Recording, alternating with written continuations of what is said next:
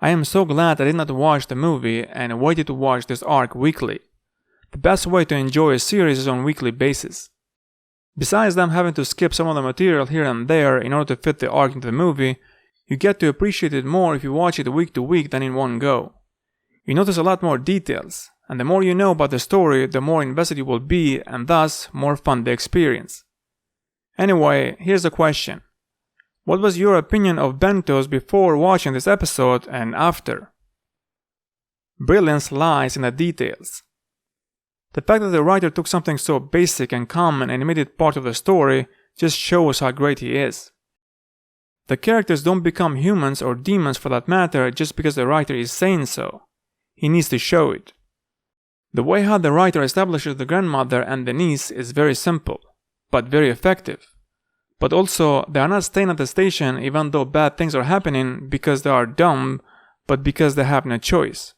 It's hard to care as an audience member if a character does something stupid or silly.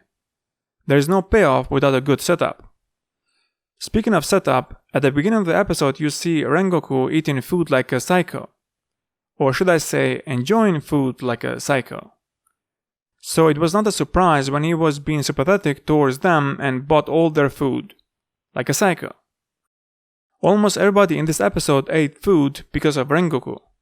Except the demon. Poor guy. He was denied by a psycho. But in Rengoku's defense, the demon did not want the bento. So yeah, he should have picked more wisely. So the lesson of this episode is don't be a picky eater, because you might lose your head. If some of you are not getting why I am calling Rengoku psycho, here's why. If you look at his design, it is very aggressive, he looks fierce, and he acts with such authority. Everything is precise. He seems like he is from a different time. He reminds me of a legendary samurai warriors. He has a lot of their traits. But with all that being said, he is very kind, caring, and very polite. At first look, he seems like a lion, who is about to pounce on his prey. But then you see he is more like a teddy bear. On fire. The writer did an incredible job with this character. All of his scenes are very interesting and intriguing. Anyway, so this episode is the start of the Mugen train arc. I do not think that trains can be evil, but leave it to Demon Slayer to ruin trains for everyone. Joking aside, I really like the idea. For a predator that feeds on humans, trains are a great idea. Since there are so many humans crammed into such a tiny space, and more importantly in remote areas. The demons see trains as we humans see fish in cans. Based on what Rengoku said about the demon who is responsible for killing on Mugen train, I am really intrigued about this demon. Rengoku said, a demon who is far more powerful and mysterious is lurking somewhere.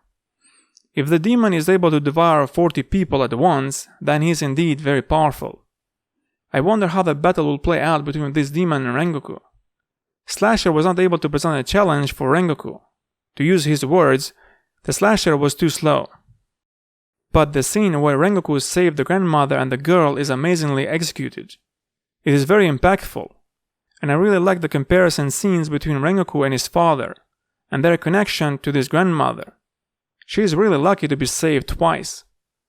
The more the writer adds to the story, the more impactful it will be to the audience, because when the writer just does the basics, then the story will look generic. And lastly, let's talk about how gorgeous this story looks. It's been a while since I saw season 1, so I forgot how beautiful this story looks. But on the other hand, this is very ironic, since the story is horror. But this just shows why manga stories are superior. They always try new things, and they find a way to make it work.